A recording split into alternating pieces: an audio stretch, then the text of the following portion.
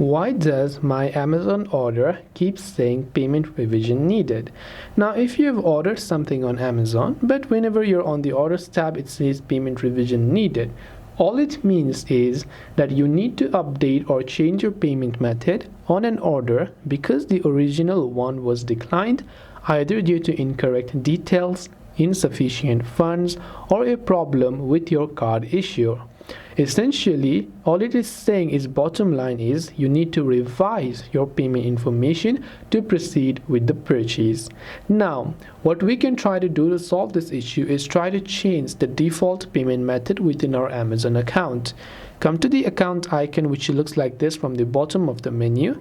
Scroll down until you see the option called Your Account and tap on the See All button next to it. From there, simply scroll down a bit steps below. Under payments, just go to your payments and see which payment you've added. So it could be that there is a problem in your current card details. You can try to check that out and see if that's not the issue.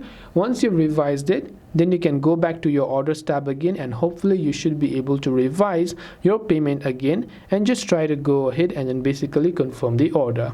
I hope that this video helped you. If you have got any further questions, feel free to leave them down. Thanks for watching till the end and see you in the next video.